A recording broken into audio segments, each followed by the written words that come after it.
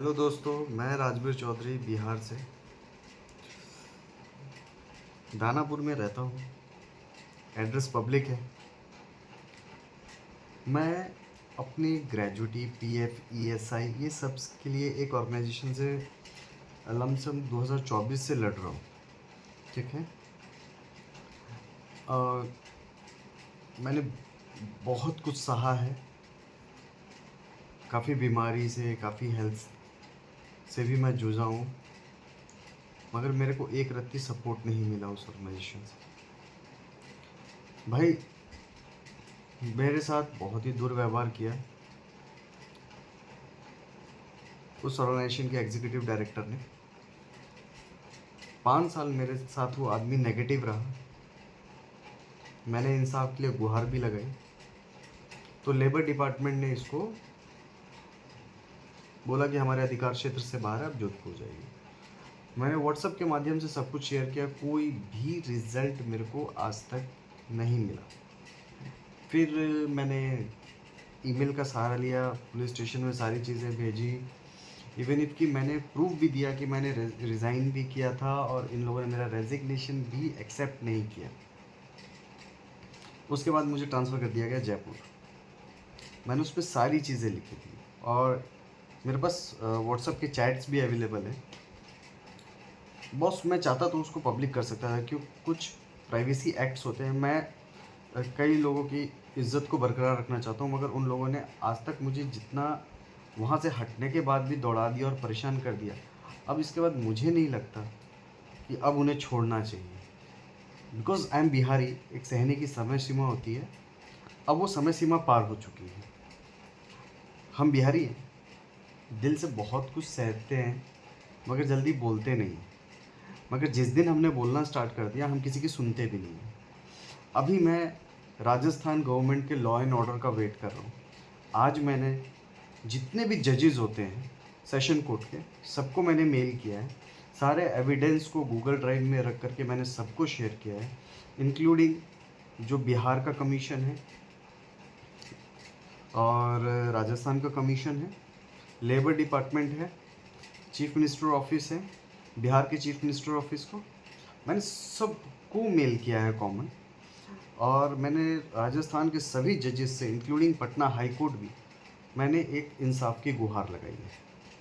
अभी देखते हैं ये कैसा जाता है, बिकॉज होता क्या है ना कि वी आर बिहारीज भाई। मैंने, कहते हैं ना कि उस ऑर्गेनाइजेशन का अगर आप बैलेंस शीट उठा के देख लोगे 2019 से पहले का या 2019 तक का, और 2019 से 2024 तक का, क्योंकि मैंने वो संभाला है, और 2000 चाहे दोनों ऑर्गेनाइजेशन का रिज़ल्ट क्या है वो बैलेंस शीट बताती है कि इस लड़के ने क्या किया है। और उस ऑर्गेनाइजेशन की में जो चोरियां होती हैं, जो थर्ड पार्टी कैसे चोरियां करते हैं, उसको भी मैं पब्लिक करूंगा अपने नेक्स्ट एपिसोड में। ठीक है। बट क्या है ना कि मैंने जितना सहा है और कोई ना सहे, ठीक है। मैं प्रशांत किशोर जी का बहुत बड़ा फ़ैन हूँ, बिकॉज प्रशांत किशोर जी की एक रैली में मैंने उनके वर्ड सुने। सही बात है, हम हमारे हमारे जैसे बिहारी दिल से हम कहीं जाके काम करते हैं ना, हमें लोग take me for the granted ले लेते हैं। लिटरली टेलिंग गाइस, अगर जन स्वराज हर जगह आ जाए तो बिहार नहीं, इंडिया का नक्शा बदल जाएगा और इंडिया ऐसा दिखेगा, ऐसा एजुकेटेड इंडिया दिखेगा। अब चाइना के साइबर सिटी ले लो यार, यहाँ पे लोग जाति धर्म भेदभाव पे, जो मेरे साथ भी हुआ, मैं ऑर्गेनाइजेशन का नाम अभी भी नहीं लूँगा, ठीक है, क्योंकि मेरे साथ जितना कुछ किया उसका एविडेंस मैंने डायरेक्टर्स को भी लिखा था उस ऑर्गेनाइजेशन के।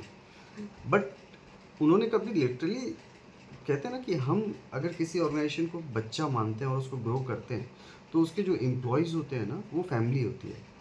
वो फैमिली की तरह ट्रीट करने का मतलब ये होता है कि अगर एक मछली पूरे तालाब को गंदा कर रही है ना, उस मछली को हटा दो वहाँ से। मगर उस गंदी मछली के चक्कर में इन्होंने पूरी फैमिली ही तोड़ ली अपनी। अब देखते हैं, मैं अब इस फेज़ में आ गया हूँ कि मैं, जो होगा देखा जाएगा, मगर मैं इनको छोड़ूंगा नहीं। मैं पहले इन्हें कोर्ट में, क्योंकि मेरा जो राइट्स है वो मुझे पता है, फंडामेंटल राइट्स, और मैं fundamental rights freedom to speech से लेकर के जो मेरी ओवर टाइम, जो मेरा हेल्थ, जो मेरी मेहनत लगी है, वो मैं सारे के सारे अब क्लेम करूँगा। और विद प्रूफ विद एविडेंस जो मैंने शेयर किया है। कई एडवोकेट्स को तो कैलकुलेशन समझ नहीं आ रही लेबर डिपार्टमेंट की। तो भाई ऐसे एडवोकेट्स मैं आप लोग को सलाम ठोकता हूँ कि जो आप लोग कैलकुलेशन नहीं समझ पाए और जा कर के मेरा केस क्लोज करवा के आ गए। भाई साहब अब तो वो पुलिस वालों की भी ऊपर बंद गई है, क्योंकि वो कैलकुलेशन जब मैं समझाने पे आऊँगा तो वो सबको समझ आ जाएगी, क्योंकि वो एक्सेल शीट में है और उसमें एक एक दिन का कैलकुलेशन है, एक एक घंटे का कैलकुलेशन है, और मैंने खुद से कुछ रिलीफ उनको दिया है। चलिए कैलकुलेशन मैं आपको 4th एपिसोड में बताऊंगा। ये मेरा 2nd एपिसोड था जिसमें ये ओपन चैलेंज है कि मैं अब अपने फंडामेंटल राइट्स के लिए फ़ाइट करूंगा, जिसमें राजस्थान गवर्नमेंट से देखते हैं मुझे कितना सपोर्ट मिलता है और बिहार गवर्नमेंट से मुझे कितना सपोर्ट मिलता है।